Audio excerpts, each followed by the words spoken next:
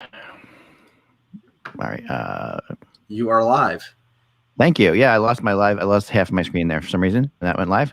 How y'all doing, everybody? It's we're gonna really do a quick screen, a quick little pre-show. Kevin Allen's joining us today. He's here. He was here, and he had to go back to try to find a better place to broadcast from because he was having Wi-Fi issues. But are you guys Friends fans at all? Did you guys see the Friends reunion show? I did not see it. I was a fan. I do feel like it's kind of dated, though, when you watch it now. I don't think it's held up as well as The Office or Seinfeld, but it's okay. Well, that's what I was going to bring up. Okay. Well, yeah. Because I watched about 15 minutes of it. I'm going to watch the rest of it. First of all, having James Corden host it, it was a big mistake. The guy is a dweeb. I really don't like him at all. I mean, the only thing worse would have been having Colbert host it. Oh my God! You have no cred whatsoever. You have no cred whatsoever, Mike. Honestly, James Corden is one of the nicest people in the world. I've talked to him. He really is. I'm not saying he's not. And Stephen Colbert is one of this. But Stephen Colbert. Mike needs a manly man from the 90s. No, Colbert is completely unfunny. No, but this is the thing, because I really like Mike. Did you just say Colbert is completely unfunny? I did. I may, even though it's not my podcast, I may have to boot you right off. Yeah, it's unbelievable. But I watched the first, say, 15 or 20 minutes of the Friends reunion. And the only thing, that struck me is, granted, this show was in the 90s. I was just dumbstruck about how old they all looked. Most of them looked. Yeah, well, sure. That was a long time ago. They were in their 20s then, so now they're and they've been through. I thought the show was unbelievably well done. I want to say that I loved it. I thought the reunion show was well done and worth watching. Yeah, I'll watch it. I'll see. It's absolutely. It's on HBO Max. I don't know if you get it or not, but it's like but it's like I thought James Corden did a great job. They really handled it well. Like at first, you wanted to see them do like another episode or something like that. But the fact they didn't do another episode, and the fact that they went back and revisited some things, and they reread, they get around, they do table reads of old episode scenes as they are now, which is really fun. Yeah, it was just really. I was actually in a Central Perk. I took a picture of it. Yeah, yes, So they're in that. They redid all the sets for the whole thing. It was well done. And I think I thought it was worth watching. But Mike, I'm going to volunteer to be your sponsor. Go to, and I don't know what anonymous it would be. Grumpy Anonymous. Yeah, right. Pessimist Anonymous. And I'm going to teach you that it either has to be horrible to you or it has to be great. Yes. Sometimes it's a show. It's just a show. No, I am unbeknownst to what everybody thinks that because I like gray in terms of my shirts, that I'm a black or white person. Oh, you are. You're a black or white person. I'm either I love it or I hate it. You are what you are, which is good. I respect it about you a ton. Like you have your things, and that's what you have. The problem with that is that 80% of the stuff is in the middle. And so you spend 80% of your time, unhappy, or not at a level of jubilation or, I spend 100% of my time unhappy, Kevin.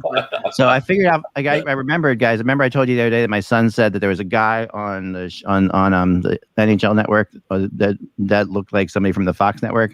Yes. Were they dehydrated completely? Like where was all the moisture removed from them? Yes. Mike Babcock looks like Tucker Carlson if you removed all the moisture from him. Look at it. It's really kind of freaky. This is my son who came up with this. He's like, that guy looks like a dehydrated Tucker Carlson. And then you look at Patrick Sharp and he's like, and Patrick Sharp looks like he was chiseled from like marble. I'm like, yeah. Granite. Yeah. I always say he looks like he looks like American Henry Cavill. Yeah. I think so. I'll bring up a pet peeve, a little pet peeve from yesterday's broadcast. And this is the thing that really sucks, Kev, because I know that I don't know if this is like this in where you are bordering Canada, but for most of my life we've been able to get Canadian stations on our cable networks, and there is some international broadcast law that prevents the American cable companies from broadcasting Canadian TV in high def. Yeah. So I ridiculous. I either can watch the game on CBC with Chris Cuthbert and Craig Simpson doing everything that CBC has, but it's like watching it through a cheesecloth because it's so bad.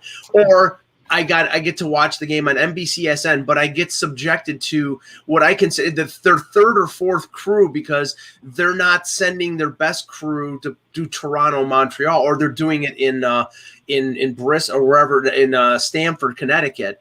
So yesterday we get Brendan Burke, who's a fine announcer, and Dominic Moore doing the broadcast. And Dominic Moore played more games for Montreal than he did for Toronto. And you could tell because he was extremely pro-Montreal. And Brendan Burke, for the entire game, was calling Adam Brooks, a fourth-line player for the Leafs, Alex Brooks. That's inexcusable to me. It's like, I'm sorry, you got to get the names right. Yeah, that's the point in the playoffs for sure. Let's get into the game here. Let's get into the show. I mean, Kevin, help him. That's it. Big announcement to make, too, here. It'll be fun. All right, right here. Okay. Hello, Hockey World. It's Friday, May 28th. 2021. My name is Michael Lagello, and I am a pessimist. I'm Anthony Mingioni, and I'm somewhere in between. Between where and where? You're driving. Good. Mm-hmm. And now, wait, before Kevin introduces himself, I'm going to introduce Kevin Allen as Kevin Allen of HockeyBuzz.com. And really excited, Kevin, that Kevin is going to be joining us as a full-timer from now on, and on the podcast as well whenever he can.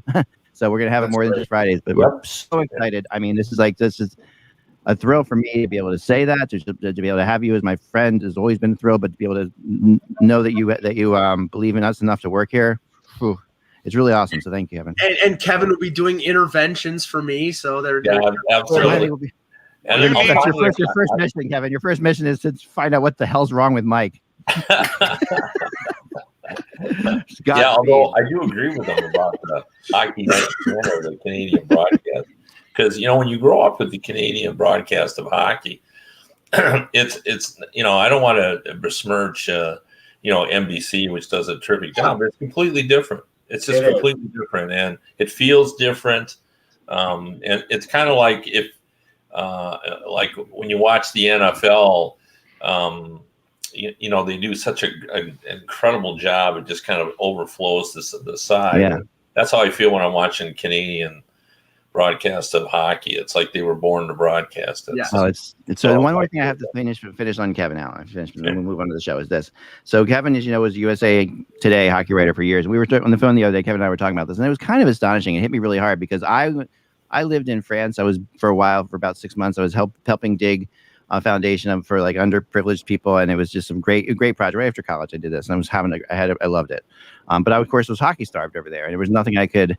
This was like 1991ish. I finally figured out it was like 1991, and I was hockey starved. But the only hockey I would get would be to take the metro from where I was into Marseille, and get the USA Today, which was written by Kevin, and then realizing that. At that time, before the internet, Kevin Allen was the only hockey writer for most of the world beyond America, which is an astonishing thing. Like for everywhere else you would go, and I mean, in America it was huge too because every hotel and all that stuff for sure had USA Today. Yeah. But the entire world got no hockey news except from the pen of Kevin Allen, which is astonishing for many years. Yeah, I actually felt that too, Eklund. It was I've told this story before, but.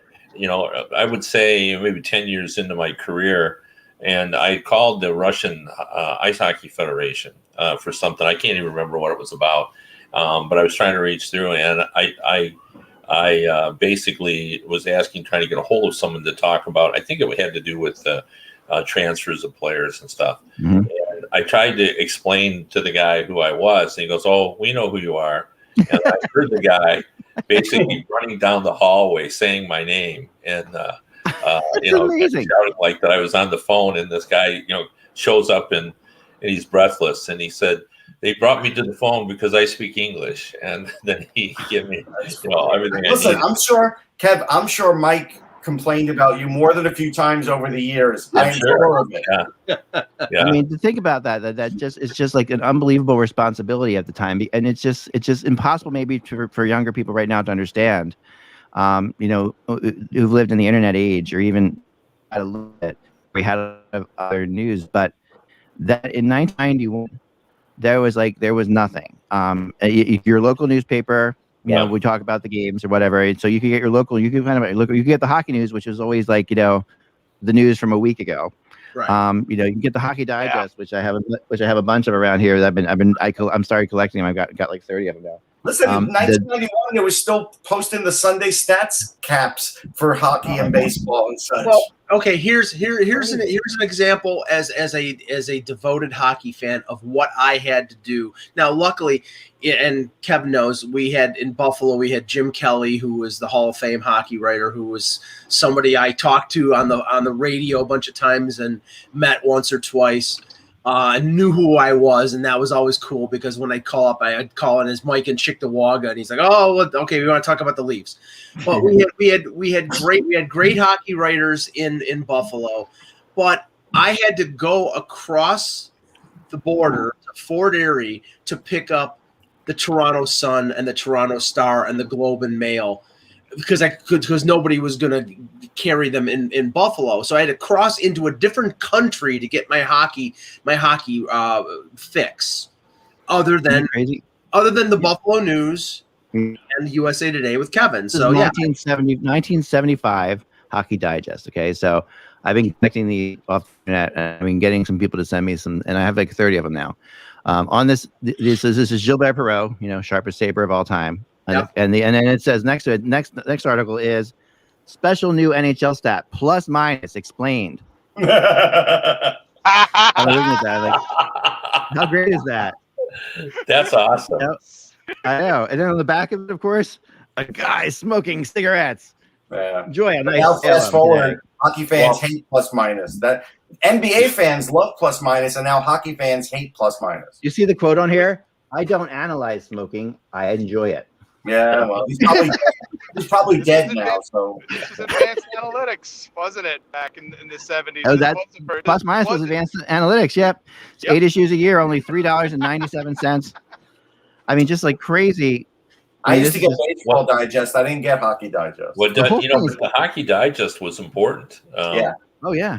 And Hockey Pictorial, like that's the great Bruce Bennett, who is still a superior photographer, the best hockey photographer that I know. It's not even close.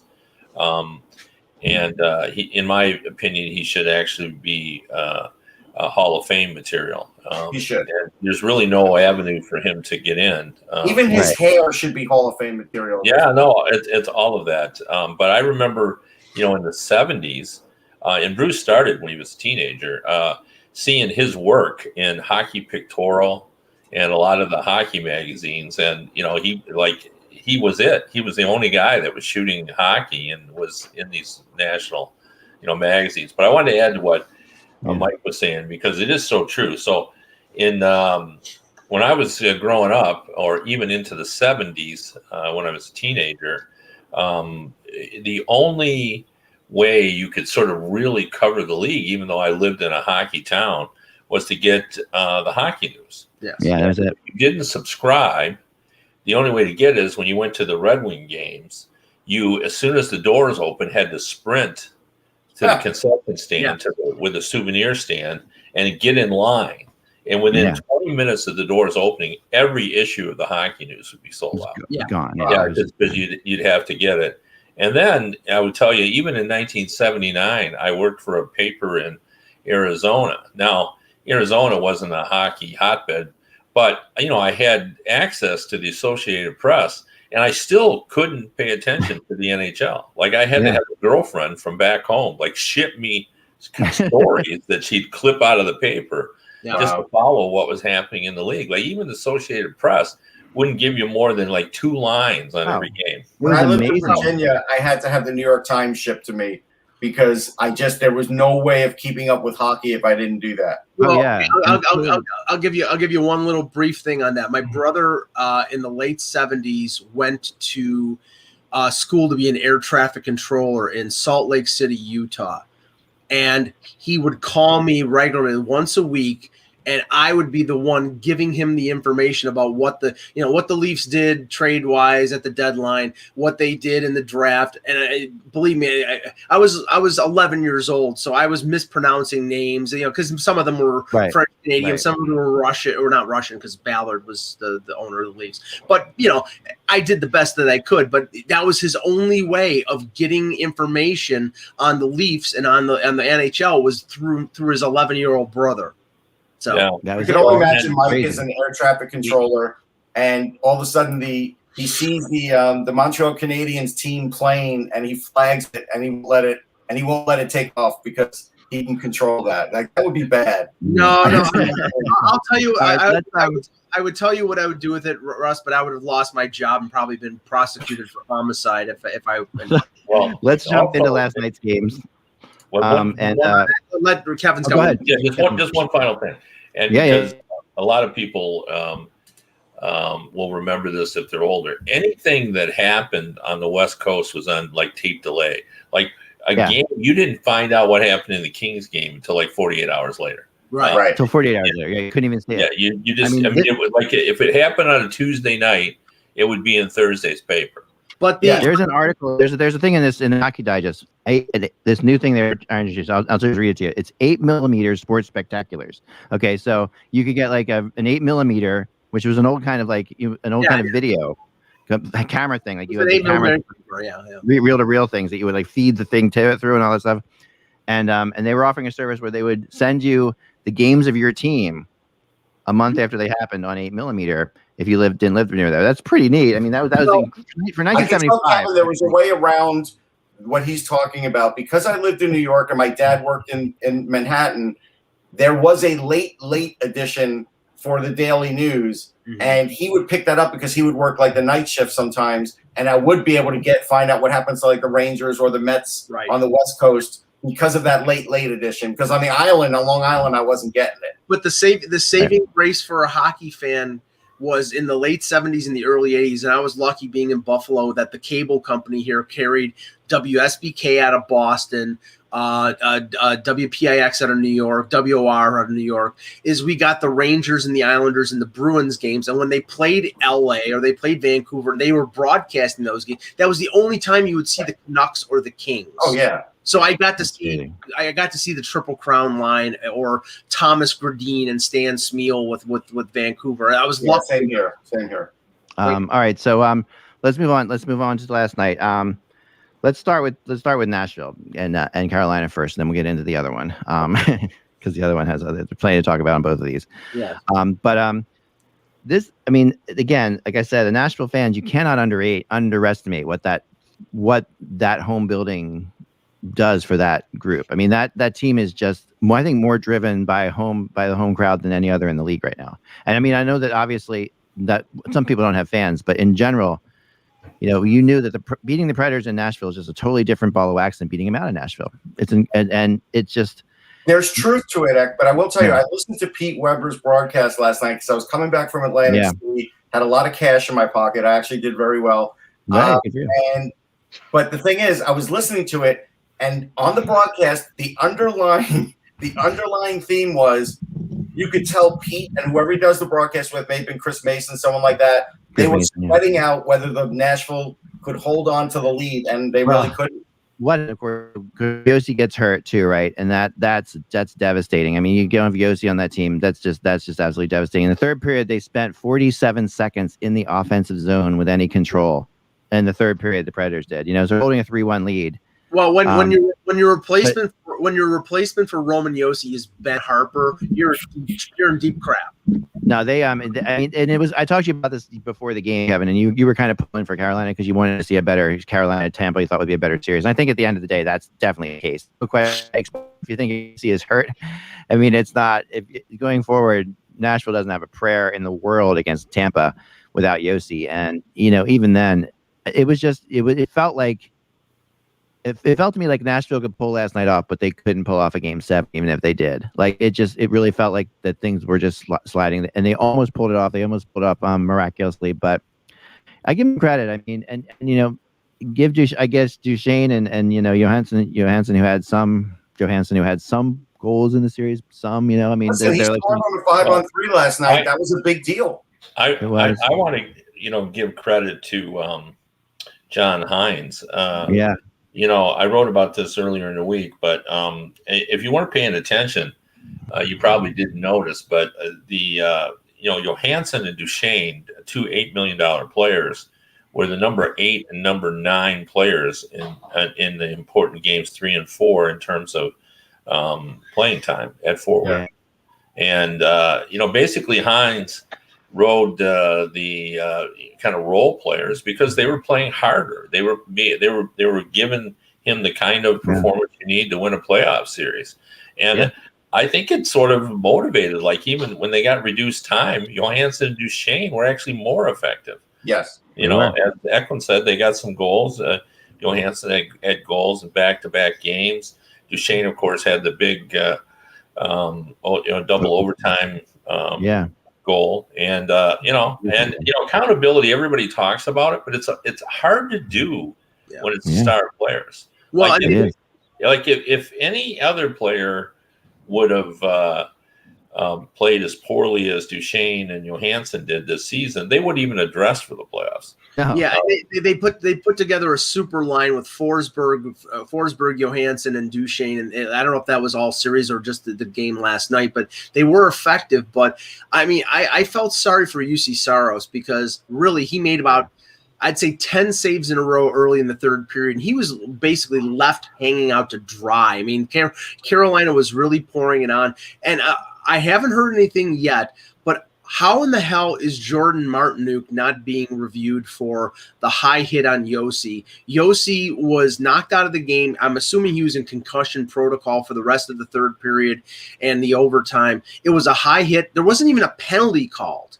And so, I mean, for some of the stuff that I've seen called in the playoffs, and, I thought that hit was worse than the Sam Bennett hit against Blake Coleman in the Tampa, Florida series. But that one got a 1-game suspension, and this one got squat. Yeah, I actually agree with you, Mike, on that. There's a bunch of, I talked to a couple of people who are really upset with the way this whole thing is playing out right now, just in terms of my internet's glitchy. I'll get that worked on in a second. But this is playing out with the various teams, and they say it feels like you need to employ a public relations team when something like that happens. Like you have to get on the internet right away, get people on Twitter talking about how terrible it is. Next day, you got to contact the league in different ways. That they're not addressing everything. They're just addressing things that seem to be getting a buzz to them. And I think I think there's something to that. I really feel like that is happening right now, and it's never happened that way before in the NHL. The NHL's been pretty good. I mean, we've always complained. I don't know. The only thing I disagree with that is, when Brindamore really whined about the penalties, right? So did everybody else. All of a sudden, everybody started complaining about penalties. It didn't really. I don't think it really helped. Either side. I don't think. I really don't think the Department of Player Safety is going to respond to 20 Twitter egg accounts with 3 followers. No, but if you get enough, but again, it's all about narrative, right? At the end of the day, if you can somehow move the narrative in your direction, even if it is a small, even if the effect is minimal, if you have some kind of an effect, it's going to get leveraged at this point of the year. Yeah, this is what I think. I'm not so sure that it impacts what they're going to do. Right. But I don't think there's any question they pay attention to how big the episode is on social media. They wouldn't be human if they didn't. Well, let me ask you this, Kev, because the process has been ridiculously slow when it came to, and this is not having to do with this game last night, but the Department of Player Safety, the Kadri situation and the appeal. It's been a week and it still hasn't been adjudicated. I mean, what's going on here? Yeah. Yeah. No, I know what's happening there. But they're kind of slow in processing those kinds of things because, they have to write an opinion and it has to be checked. I have the feeling by the time it's done, they're going to be like time served and then he's going to be back out on the ice. That's what I think. Yeah, it feels like it. I mean, Carolina did bring a lot to the table. They they really got tested. I mean, the one thing I felt that the two series in that division were tighter than everybody thought they would be in both of them. I think Tampa, Florida was tight, and this one was tight. It really felt like there were three teams all year. And then we all kind of thought Nashville, whoever was in fourth in that division, would be the lesser. And I think Nashville wasn't that much the lesser to Carolina. And I thought that was kind of impressive that we saw, that we saw Nashville do what they did. And they have things they have to address for sure. The Predators do.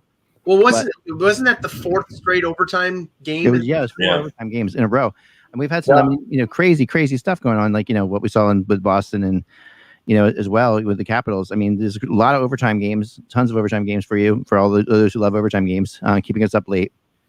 Although I had the typical thing that finally, like sometimes I felt like the last night was going to be a long overtime in Carolina. In Nashville, I felt like that was going to be both teams just lock it down to Carolina to overtime. So, whenever you make a plate of like nachos right before the overtime, you're like, I'm just going to sit back and have a plate of nachos and watch this overtime, and then it ends 30 seconds in or whatever. You're like, man, what am I going to do now? I got to go to sleep. You couldn't even put the shredded cheese on your nachos in the time that it took for the Leafs Canadians one to end. Yeah, let's get to that one. At the end, you don't want to look at a plate of nachos 20 minutes into it. Like if you have a table full of people, it looks bad after like 15. Oh, I know, but I have with our family tradition of nachos between the second and third period goes back to like when I was a season ticket holder with my parents as a kid. Every in hockey games, in the Flyers games, I remember when they introduced nachos into the Spectrum. All right, so that became a big garbage Velveeta that they would give you at the rink too. No, I do. I depends on the nachos I eat depend on the teams I'm watching, Russ. Okay, so last night watching Nashville and Carolina, I go for the regular chips, of course. A nice quality like Tostitos cheese type thing on top of it. But then what you top it with is not, you don't top it when you're watching Carolina and Nashville. You don't top it with salsa. You top it with spicy barbecue sauce. That's how they make nachos down there. I've been in. I like the taste of it. I don't think the Tostitos is like quality, but I usually will get like a Wegmans or whatever thing.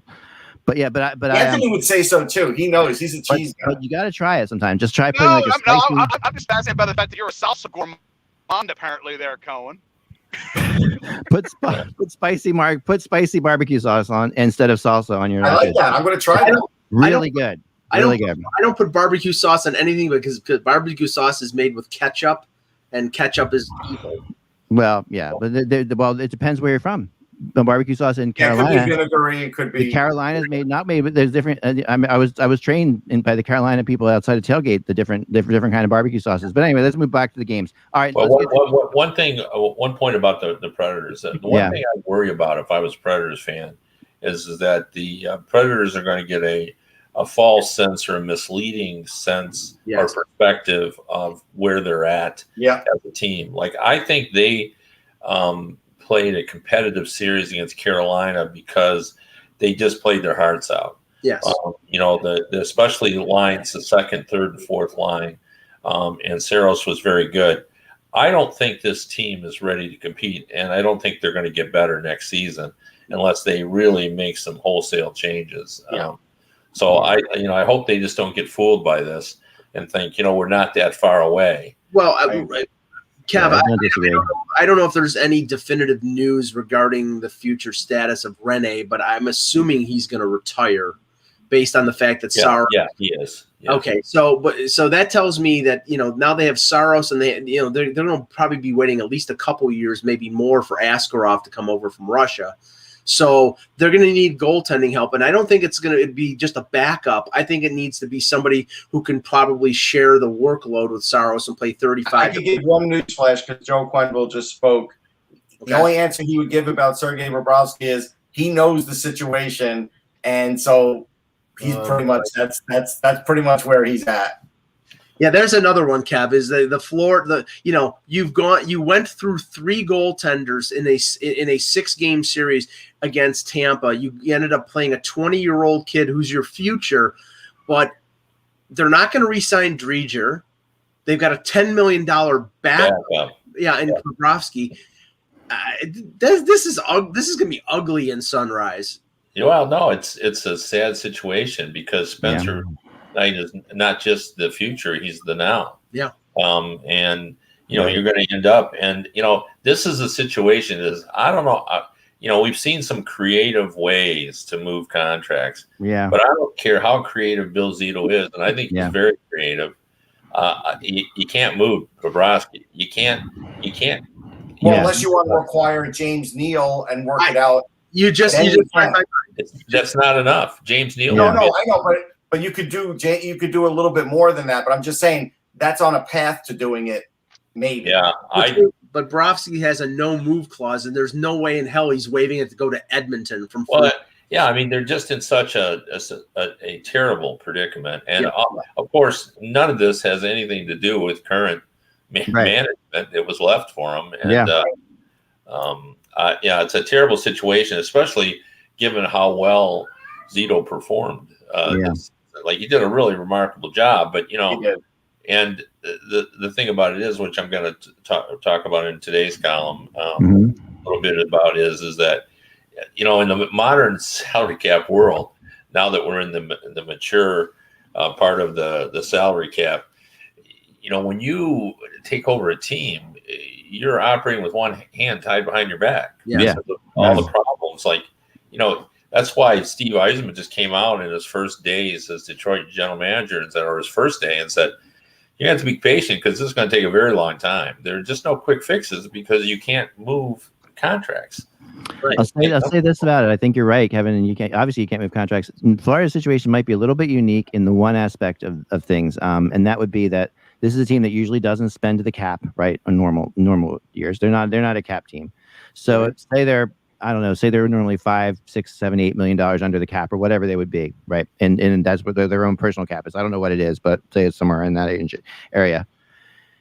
If your owner is willing to spend to the cap, that's one way of kind of eating Bobrovsky's contract, because you look at what's happening there. Not all of it, but if you're usually $8 million under, but now you're going to spend to the cap, there's the $8 million that you're with Bobrovsky, right? So that's.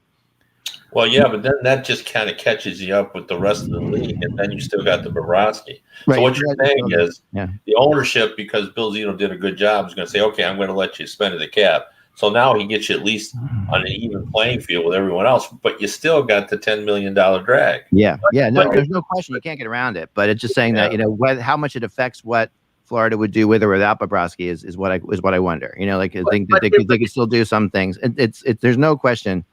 And Zito's not new to Bobrovsky either. Like, he's dealt with Bobrovsky in Columbus. He knows, I know personally, one time they tried to trade him in Columbus, and they tried to get a list of teams that Bobrovsky would go to. Right. They gave him a list of teams, and they actually had a deal pretty much worked out to send Bobrovsky somewhere. And Bobrovsky went back on that being a team that he would accept a trade to, which just completely infuriated them. Right. And the issue here is like the Jeff Skinner situation in Buffalo, where he's got a no move clause and he's making $9 million for, I think, another 6 years. And he basically came out at the end of the season and says, I love it in Buffalo. I want to be here. You want to be here because your family lives in Toronto and you got the no move clause because you don't want to go anywhere else. So he's not going to waive it to go to Seattle or some other place. Bobrovsky signed in Florida and he got the no move clause because he wants to stay in Florida. Now, if he wants to be anything more than a backup, then he's going to have to go someplace else. And probably Zito is going to have to retain 50% of the salary to get him to go. But I don't think Bobrovsky's going to go even, know. Yeah. And I don't know that 50% is going to do it. I mean, at least not now. Not right now. As we move closer to the end, maybe. But I feel bad for him. Yeah, it's a weird spot to be in for sure.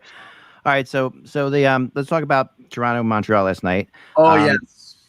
So this was an interesting game in that the Habs get off to a big start, jump out to the lead. Toronto finally turns it on, catches up, and then we're thinking, okay, this is Toronto's game now. I mean, going into that overtime, I was pretty confident for Toronto. I'm like, I'm going to be right. I'm going to my Maple Leafs in 5 prediction. That's your error, Ak. My error was that they couldn't score that extra goal. Your error was to be confident about the Leafs in any. Well, I felt like they could, and then suddenly there's a 2-0, coming the other way, and it ends quickly, and now we're going back to Montreal, where they're going to have a few fans in the stands. I was just on StubHub looking them up. The cheapest ticket individually $1,500. I'm just so sick and tired of hearing about these 2,500 fans. Like it's like I'm sorry, unless they stick a microphone next to every single one of them, and it sounds like 20. They're going to make them sound very loud, Mike. Yeah, you know that. Yes, but they have their ways in there. Yeah. Yes, they are devious in Montreal. They have, but they know to be loud, and believe me, going from no fans to 2,500 fans is a big thing. Like we saw it in Philadelphia, even. It's like it doesn't seem like it's obviously not a full house, but 2,500 fans will feel like a lot to Canadian hockey players who haven't played in front of fans in a year and a half, and then like a year and several months now. It's gonna. Let me just talk about the game for a second, and it's funny because Kevin, you know this from talking to and interviewing players for as long as you have. They talk a good game, but then when the game starts, I mean, before Game 5, most of the Leaf players, veterans, who are interviewed on Zoom, this is going to have to be the best game that we play in this series to win. We're under no. I mean, they're all talking the right game. All talking the right, saying the right things. And then they came out in the first period, and they were outworked, they were outchanced. They were giving away the puck with regularity. They were comatose for the first 8 minutes, and they woke up down 2-0 after Armia scored those 2 goals. And then Kotkaniemi scores early in the second period. And after that, Rasmus Sandin, who is a fine prospect and going to be a good NHL defenseman, but Sheldon Keefe, he gave away the puck. He was responsible for the turnover on the first Armia goal and then responsible for the Kotkaniemi goal. He had 2 shifts the rest of the game, and they had to play 5 defensemen for the rest of the game. So Toronto really didn't show up. They didn't wake up until that goal made it 3-0. And then, like you said, they came back. They rallied. They got 3 goals on Carey Price, who played fantastic. But one bad defensive error can turn a series. And last night, Zach Bogosian pinches in from the blue line. Alex Galchenyuk is covering the point, and instead of getting it deep, like every coach says in an overtime, get the puck deep, don't make lateral passes. He makes a lateral pass to the other point guy, and it gets intercepted by Suzuki. And as soon as you saw 2-0, it was over with. Especially those 2 guys. Those 2 guys. Right. Those 2 guys. Why would you match those guys up? Bogosian can barely move. Caulfield and Suzuki are really fast. Why would you have that matchup on the ice? Because they were rotating 5 defensemen, and then. No, but you don't have those 2 guys on the ice. You have your better guys. Those are 2 of the fastest guys. Bogosian can't move. Right. I mean, I agree, but the thing is, when you're down 1 defenseman because you're rotating them, you're going to have matchups. I mean, what did Ducharme do? He had 2 defensemen who probably shouldn't even be in the series. Eric the revolving door Gustafson and John Merrill. And what did he do? He made sure that a Petrie or a Weber or an Edmondson were on the ice at all times. So the Leafs were basically doing that. They had Muzzin out there, but Muzzin was the defenseman who was getting passed to. And Galchenyuk should have never made the pass, but that's that. So why is this Leafs team with these young group? I mean, what I brought up today was the 3 questions, like where this Passover dinner with them. There should be the 3 questions for this Leafs team. 1, why does Austin Matthews, why is this? We know how great Matthews is. Why do you have only a couple points in 13 playoff games, something like that? Ridiculous. No, he's a point per game the last 10 games. He had 6 points. Okay. So why is Mitch Marner hasn't scored a goal in 16 playoff games? Right? Is that correct? That's correct. He hasn't scored a goal. That's been my biggest concern. That's a big one, right there. Is how ineffective Marner has been. Right. And why is this Leafs team with this core? Oh, are they 0-6 or 0-5 when trying to eliminate them? I was going to dispute that. I want to get Kevin's input on this. Yeah. You said this team is 0-6 in elimination games. No, this team. I mean, the core group is, but not this team. This team from 2017 is 75% different from the team in 2017-18. But what you have is you have the core group of Matthews, Nylander, Marner, Riley. And 1 or 2 others. Yeah, that's the core group. Now, there is a bunch of different secondary players, Kevin, and I think those players. I mean, they're without Tavares.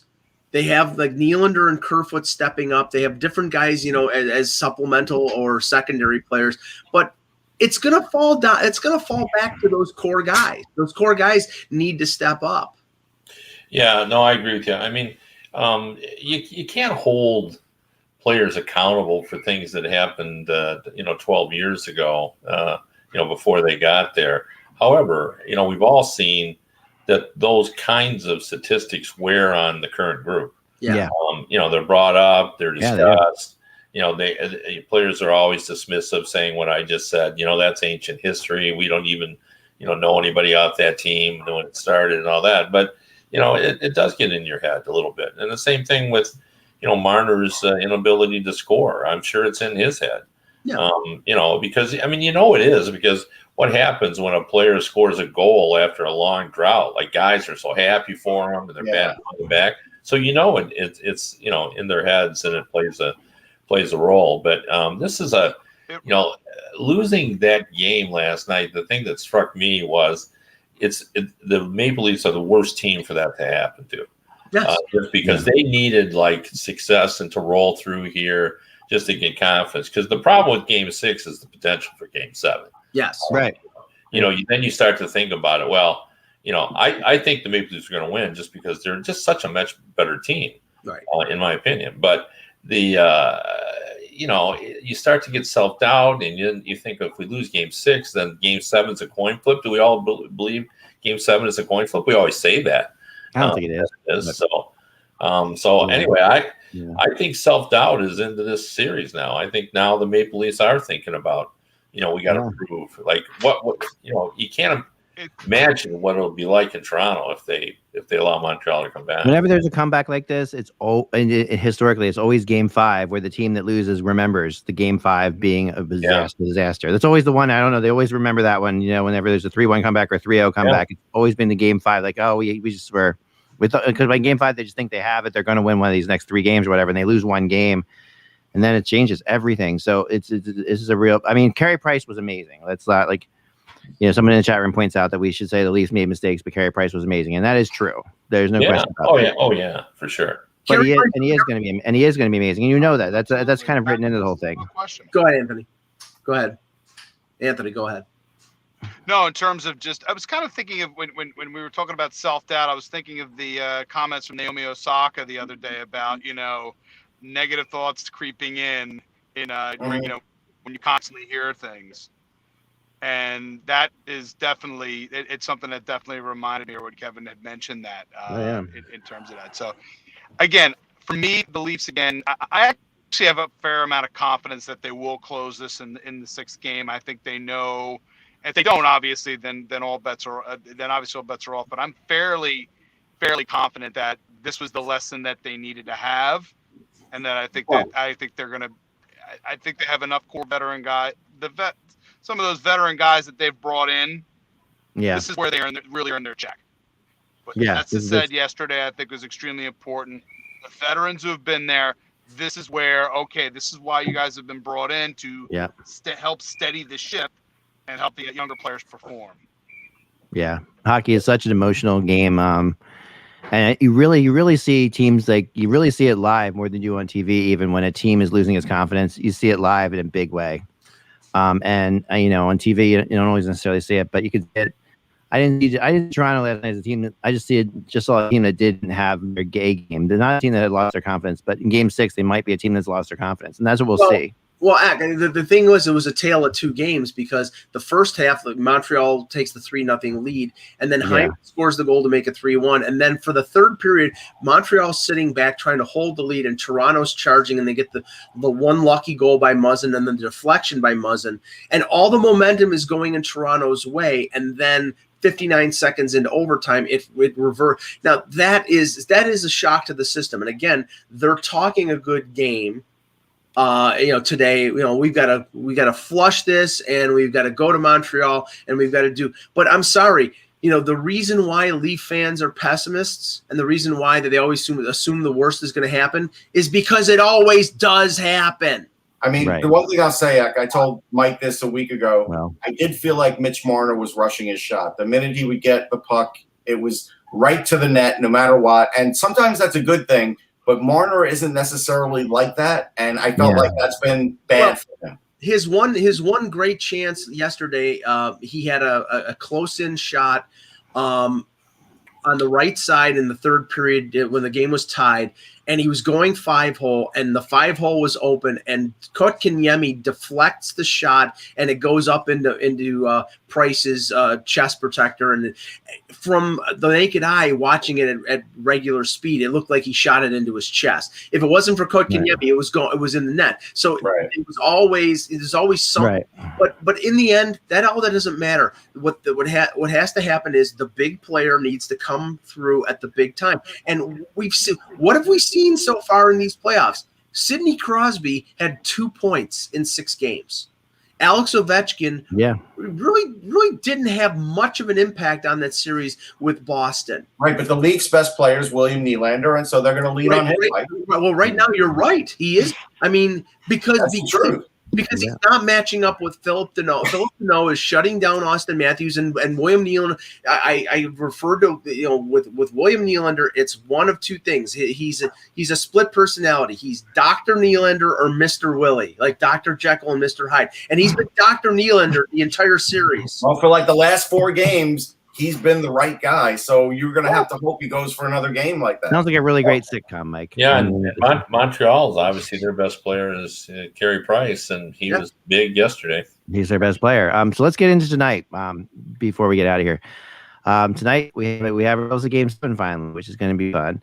And this is a crazy Game 7. I mean, I picked Minnesota in 7 in the series, so I'm hanging back on that a little bit. But I still think that this is a crazy series. I mean, if Colorado loses tonight, are there repercussions? I mean, what do we think? I mean, if Vegas loses, I've been doing this all day. I'm like losing my freaking mind. Sorry. If Vegas loses tonight, are there repercussions?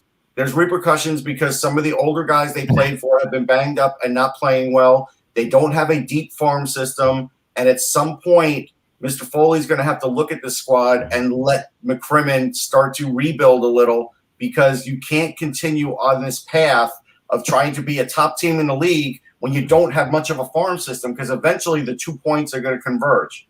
I mean, Kevin, it's always great. It's always great to have an owner who wants to win and will do anything that anything possible to win. But this is sort of run amok because first Pacioretty, and he trades Suzuki in that deal. The Stone deal with Ottawa, where he trades a bunch of young prospects, and not to say those guys aren't good players, but you have to have veterans and young guys, and this team is all win now. Let's go out and sign Pietrangelo. Let's have $12 million in goaltenders, and if they lose Game 7, if Cam Talbot stands on his head and he wins Game 7. Russ is right. They may have to say we need to reset, but I don't think they will with this owner. No, I don't think they will either. I mean, and you hear lots of rumbling around the league that he's really involved, to the point of it being a fault instead of a help. Right. Because there are owners that have do everything they can to win, but they also stand back and let the GMs do their job. But to me, the disappointment of Vegas has been up front. Like their offense, I haven't been all that impressed at all with how they played. They were one of the more consistent teams during the season. And after this is all done, whether they win, lose, or draw, they still got the goaltending problem. It's too much money dedicated to goaltenders. They're going to have to resolve that. They are, and there's so many. I mean, now who are they going to go with? I mean, they obviously Fleury. You would think they're going with Fleury tonight. Tonight they're going with Fleury, but next year who are they going with? I mean, and that's going to be the big question. I mean, I would assume that Fleury's not going to be back again. Or, you just keep thinking that maybe Fleury has definitely got himself to the point where someone will make a trade for him at this point. Maybe someone says, okay, this is the Pittsburgh Penguins, right? And that apparently almost happened last summer. So the thoughts are, if that happened, are the Penguins still playing? I think the Penguins are still playing. If they make that trade. Playing, but I don't think Ron Hextall will do that. I don't think they'll go that Vegas is the definition. Yeah, Vegas to me is such a definition of just everything is about the now moment. It very much sort of is encapsulated with the identity of the city, like the rush of the moment organization. Yeah, and you know what? This is the other thing about that. If you ask players where they want to sign as free agents, Vegas is the number one team all over the place. Every player will tell you that. I would love to play for Vegas. I want to play in Vegas. So they're not going to have any trouble getting people to go there. as far as free agency goes. Right, but they'll run out of money. They'll run out of money. They've already run out of money. They've already run out of money, and which we saw when they pick up Pietrangelo, which would have been great if they just added him, but they had to get rid of Nate Schmidt to do it. So they were in a spot where, okay, we did pick him up, and you got Nate Schmidt's not as good as Pietrangelo, but still you didn't get that much better because you gave up something else. Yeah. Go ahead, Kev. Well, maybe it was, maybe this is back when we said when this happened, like, it was a real goofy situation where, they ended up getting rid of Nate Schmidt and Stastny, and they got Pietrangelo. Now, if you say, would you make that trade? Well, I'd make that trade all day. But it didn't feel right. Like it felt like they didn't get the full value of Pietrangelo because they had to give up Schmidt. Well, now when you've gone to Game 7 with Minnesota, don't you need an Nate Schmidt? Like you do. You definitely do. Like they like it. If they would have really been effective, they would have figured out a way to keep Schmidt and get Pietrangelo. Yeah. But the ironic thing is, Anthony, is that the reason that they had to trade Nate Schmidt is because they couldn't find a taker for Marc-Andre Fleury. And now I don't think it would be a problem to get somebody to take Marc-Andre Fleury because he's played so fantastic this year. Yeah, and what is he down to on his contract? One year. Yeah. 1 year, right? So it's having Marc-Andre Fleury for a Game 7 is a nice thing to have. Trust me. No, tonight that's the bottom line. I mean, I picked Minnesota in 7, but it's before the series. But I think right now it's a toss up. I've been going in this game. This does feel like a toss up to me. Where I don't quite get the same sense that every Game 7, like you said, Kevin, is every Game 7 a toss up. I really don't think it is. I've heard that expression all the time, but I really feel like it's not. Because I feel like so much of hockey is driven by the team that needs to win more. So like in a series, when you look at teams winning Game 6, like the team that wins Game 6 just needed to win more to stay alive. But when you get to Game 7, both teams need to win the same amount, and that changes a lot. That changes a lot of things. That changes a lot. The better team realizes it. Yeah, well, did the Oilers need to win more than everyone else in the 80s? Did the Canadians need to win more than everybody else did? But, I do think it's a toss-up. I'm just saying when teams are close. I'm saying when the situation is tight between two teams, the NHL's parity. I think the NHL is tight, and we're seeing like Winnipeg. It's like you see that teams that there's not this huge differential like there was in the 80s. And I've covered a lot of Game 7s, Zach, and I'm sure Kevin's covered a lot of Game 7s. And you see a guy like Mike Rupp getting the Stanley Cup winning goal. You wouldn't guess that Mike Rupp was going to score anything in that game, let alone win a series for the Devils. You would have been like, hey, Brodor's going to win this series, or somebody else, Elias. So that's where I think it is a toss-up. Or Ruslan Fedotenko for Tampa Bay. Yeah, right. Example. Although he had a heck of a year scoring wise that year in the playoffs. He did, but still, even in that game though, like you were looking at Brad Richards, LeCavier, you were looking at a lot of other guys.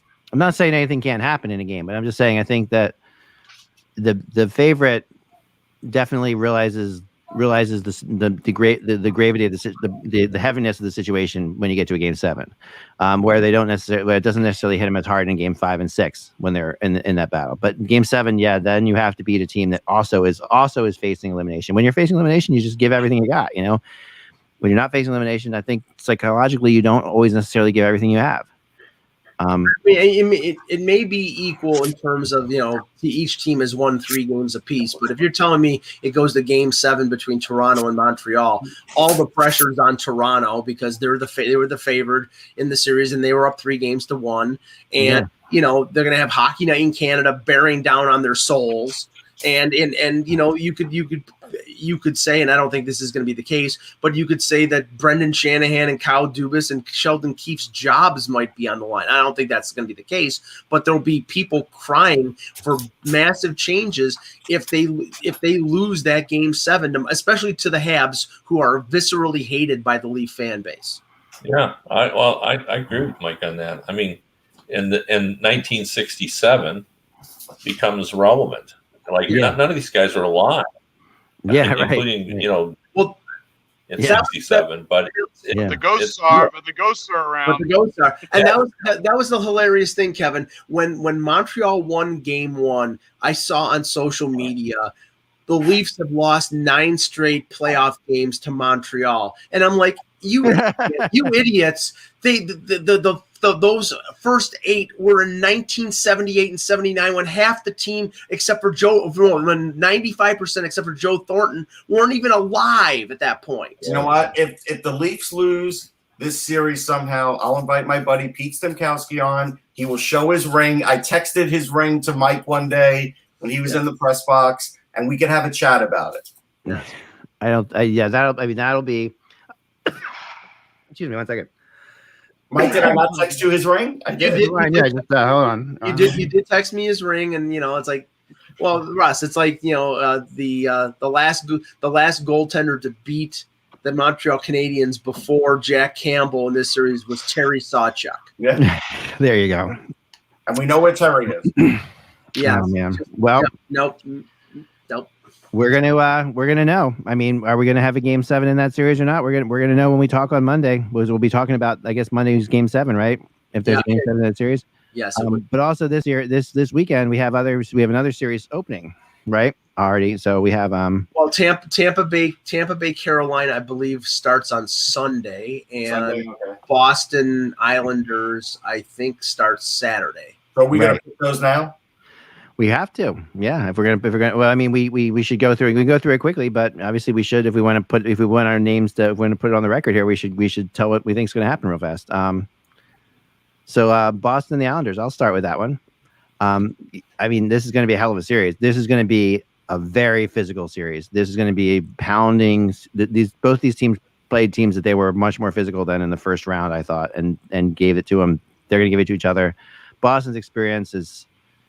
Barton is incredible. Sorokin is playing out of his mind, though. So the question is, he's playing better than Rask is playing, I think, at this point right now. A little better. So I'm saying Islanders in 7 in this one. That's my pick. Okay, Anthony. Mike, or go ahead, Anthony. Yep. I made the mistake of, now for most of the season I thought up until the trade deadline that the New York Islanders were going to be in the Stanley Cup final. Then they sputtered obviously down the stretch after the deadline, and I picked the Penguins in 7 in the previous series. I thought it was going to be a knockdown, drag out battle. It was. The Penguins weren't able to hold, and I'm not going to make the mistake again. I am going to kind of I'm going to say Islanders in 6 in this series. 6, okay. But there'll Kevin, be some tight one. I think I'll put some caveats and say that they'll be opportunistic, and they'll have moments, swing moments of the series that will go in their favor. Quite a few 1-goal games, several, maybe a few overtime games. Quickly, Anthony. Anthony. Good. I'm going the Islanders as well, based on how they performed last year, how they fooled us down the stretch, getting us to think they couldn't score any goals. But Brock Nelson is playing out of his mind right now, and that line is going so well that I think now they have enough scoring. And I think he's taken some pressure off Barzal. Although he hasn't responded yet, but he's going to break through as well. And we know what they can do defensively, and Sorokin's playing great. So I'm going with the Islanders. Okay. Let me imitate Eck and be Mr. Counterintuitive here. I'm taking the Bruins in 6 because the Islanders, I believe the Bruins are the only team in that division that will not be intimidated or pushed around by that Martin, Cizikas, Clutterbuck line. I think they can push back physically, and really in that first series against Washington, Marchand, Pasternak, and Bergeron did not dominate, and I believe if they're all healthy, which I haven't heard anything to the contrary, they will dominate at points in the playoffs. So I think even though Sorokin had a really good series against the Penguins, I think Rask is the more proven and better of the 2 playoff goalies. So I'll say Boston in 6. Okay. I'm going to go Boston in 7 because I felt like Rask has been on a mission. I think, listen, the Coliseum will be great with 12,000 fans now. That place will be glorious. And that's why I think it'll go to 7, because I do think their fans will help them, their goaltending and defense will help them. But I do think in the end, Boston is going to figure this out. And we'll hear a lot of Jack Edwards' Revolutionary War tape. He'll be whining about every hit, trust me. All right, so Kevin, why don't you start us off with Carolina and Tampa? Well, I want to pick Carolina just because I think, they're kind of a fun team, and I think we need to have a changing of the guard. But Tampa Bay showed me something in this last series when I thought Florida threw everything at them they had, and they found ways to win. And you can say that they didn't look sharp, they made too many mistakes, they weren't good defensively, but in several of those games you needed 6 goals to beat them. And, they can score a lot of goals, and the fact that Kucherov is back. And we know that Vasilevsky is not going to be a +3 goals per game, goals against average. He's going to be the best goalie, and I think they have a distinct advantage in that. As much as I think Carolina's goaltenders played well this season, they're not Vasilevsky. Right. So, and I don't think Slavin is healthy. There's just a lot going on. So I'm going to say Tampa's going to take it in 6. Yeah. Anthony, go ahead. I will say the same. Yeah, I'll say the same here with Tampa. I think it's going to be 6 games. They'll tighten things up defensively. Vaz, I think I agree with Kevin. Vaz played particularly well. I think he knows that previous series was a crazy one. So yeah, I'm going to say Tampa's going to come out of this one in 6. Yep. Russ. Okay, Russ. Yeah, I'm going to go Tampa in 6-2 simply because the things you guys said, plus the 4 lines they roll are better than the 4 lines that Carolina rolls, and they're getting scoring from every line. Carolina, not really. So I think that's going to be a big advantage. Yep. Mike? Tampa in 6 as well. I think the only hope for Carolina is for some of their physical forwards to zero in on Hedman. Hedman is clearly not playing 100% in the first round. I think he had 7 or 8 points, even though he's not 100%. He's a fantastic player, but and I think that the determining factor is the advantage of Vasilevsky over Nedeljkovic, and I'm just wondering at what point Brendan Moore goes to Mrazek, because I know at some point he's probably going to go to Mrazek. Yeah, I think so too. I was equally impressed with Tampa and kind of unimpressed with Carolina in the first round. I thought they let Nashville hang around way more than they should have. I would agree with what Kevin said, that Nashville should not look at that series as like they're heading in the right direction type series. Mm-hmm. It's just not there at all. Nashville needs to fix themselves from that series big time. I think, but I was also very impressed with Tampa. I thought Florida really did throw the kitchen sink at them in a lot of situations. And what I was really impressed with Tampa was that they showed the ability to play every kind of game they had to play to win every game. Like, and the last game of that series was when Tampa finally decided to play playoff hockey. I felt like, and when they played playoff hockey against Florida, it didn't matter what Florida was throwing at them. Tampa's shots were way down in that last game, but because they weren't just running and gunning with Florida, but they were way down. But they really, they showed you that this is an experienced team that can win a playoff game when they had to. They just won that game. They beat Florida so soundly in that last game that I just realized what you have there, which is a team that just can do what they have to do to win. And so I'm going to take Tampa in 5. I'm going to say it's 5. So a quick series. All right. There you go. Without the buzz, it's just hockey. Have a wonderful weekend, everyone. We'll talk to you soon. Enjoy the games.